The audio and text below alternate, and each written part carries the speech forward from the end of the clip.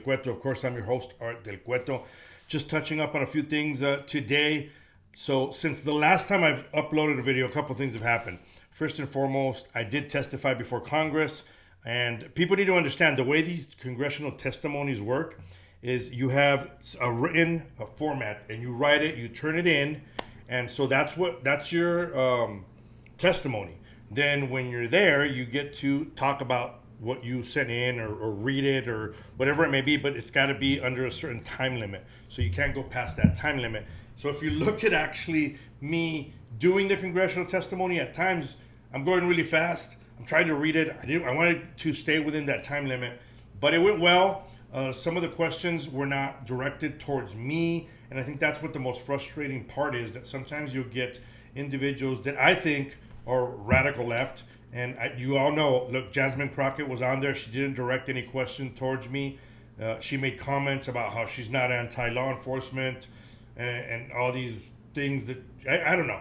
Look, she has been on record and spoken and made blanket statements about law enforcement, blanket statements against Border Patrol and ICE, making them be the villains. And because of those statements, these individuals have been attacked. So when you make those kind of statements and you realize that your actions have those types of consequences, you cannot come at me later and say, well, I don't hate law enforcement. Well, your actions and what you've said has created that, and that's the issue. On the other hand, I've never been anti-immigrant. I've been anti-illegal immigration. So that is a huge thing that people don't understand, and the difference is huge, right? As we are seeing now, fast forwarding to what's going on now, what we're seeing now in Spain, in one territory of Spain, where you're seeing nothing but young male adults entering and pretty much invading. If you see the videos and you look it up, you'll know what I'm talking about. It's pretty crazy. It's actually sickening, and I feel for the people of that country. Maybe now they'll realize that it is a problem when you enter somewhere illegally, because your country is garbage and you want to go somewhere else, and then they go there and then they destroy that country as well. As we've seen in the United States, we have people that are here and they don't want to go back, but their allegiance is still towards the country that they left. It makes zero sense, but that's what we're dealing with.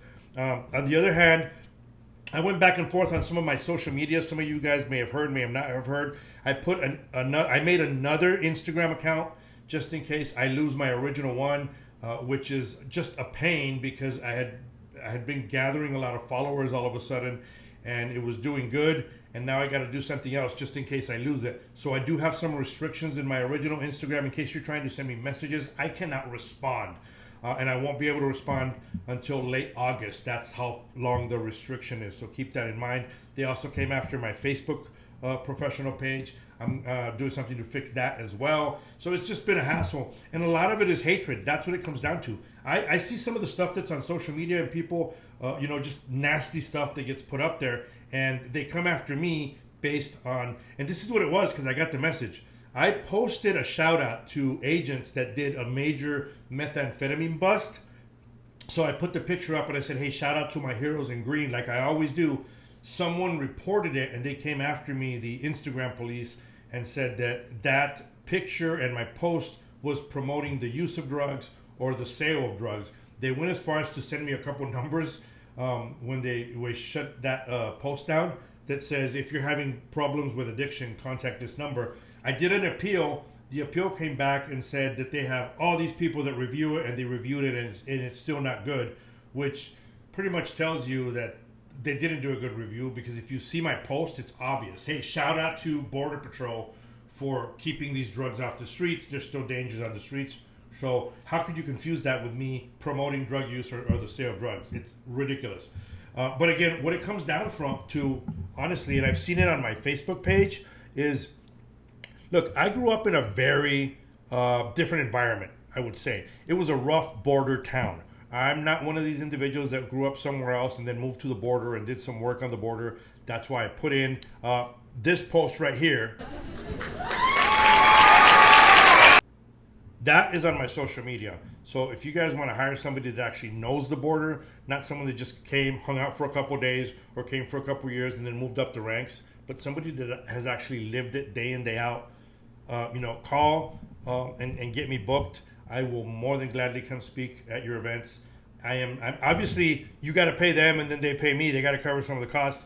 But I can tell you, it's nowhere near what a lot of people are getting paid that I believe have less than half the knowledge that I have when it comes to border issues. And that's just me selling myself because I know what I bring to the table. I'm tired of sitting there and saying, well, I can help. No, I talked to a couple people and said, all right, you got to let them know.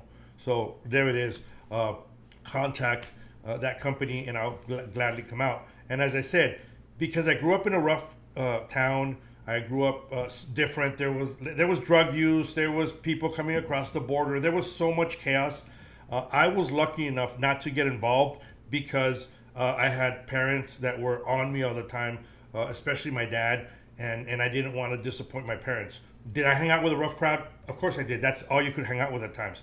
But I think a lot of the rumors and issues that sometimes, when you're a kid, you grow up and people spread, it's glorified, or maybe, they're talking about their own upbringing. But I can tell you I had a great upbringing, yes, in a rough town, but a great upbringing. So contact, go back, rewind, go back and contact that company and get me booked to speak at your events. And I'll let you know the truth of what's always happened on our nation's borders. On that note, follow, obviously hit subscribe, share this episode, and follow me on my other social medias. It's easy to find, especially on X. I'm getting more involved on X now, and I'm also on Truth Social. And let's just start, telling people the truth of what's really going on, because there's a lot of individuals out there trying to cash in. There's a lot of individuals out there, saying they know, and in reality, they don't know as much as they're trying to pretend they know. And yes, to all the haters that have been on here too, hey, thanks for at least taking the time to comment. I appreciate that. You can say what you want, but you took the time to comment. Until next time, stay safe. God bless.